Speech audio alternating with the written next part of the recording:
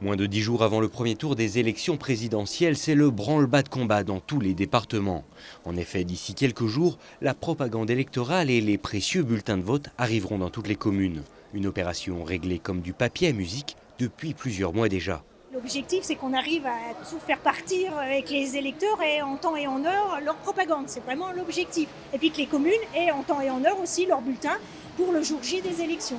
Ça, c'est important parce qu'il ne faut pas qu'on prenne trop de temps parce que derrière, la Poste n'arrivera pas à distribuer et on n'a pas envie que se repasse ce qui s'est passé l'année dernière. L'objectif, c'est vraiment que chaque électeur ait en temps et en heure sa propagande dans sa boîte aux lettres. Ça demande une grosse organisation, mais au moins, on est là pour sécuriser tout le process et être sûr que tout se passe bien correctement jusqu'au bout. Et pour cela, pas moins de 280 volontaires, majoritairement issus des effectifs de la préfecture, se relaient pendant 3 jours. Un labeur minutieux dont dépendra la bonne tenue de l'un des rendez-vous les plus importants de notre République. Un groupe fait 6h, 13h, l'autre groupe fait 15h, 21h30. On se répartit les propagandes à mettre ensemble. Tout ce qui est propagande et tout ce qui est bulletin de vote, on les met dans des enveloppes et on les colle dans un ordre précis voulu par la Poste pour qu'ils soient livrés le plus vite possible. Moi, je trouve que c'est de coller. Ma collègue colle les enveloppes très bien, moi je n'aime pas faire ça du tout.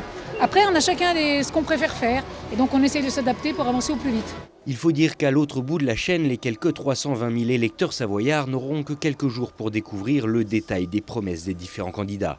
La responsabilité est donc énorme pour les équipes de volontaires qui découvrent pour la plupart cette mission, la tâche ayant été sous-traitée jusqu'aux dernières échéances électorales en 2021.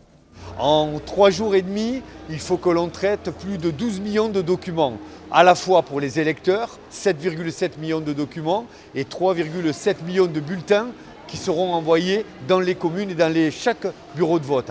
Donc c'est un vrai travail à la fois mécanique et à la fois de précision parce qu'il faut que chaque électeur, chaque bureau de vote ait la propagande ou la quantité de bulletins de vote correspondant au nombre d'habitants qui sont répertoriés. Donc c'est un vrai travail à la fois d'organisation d'un outil de production et en même temps un outil de précision.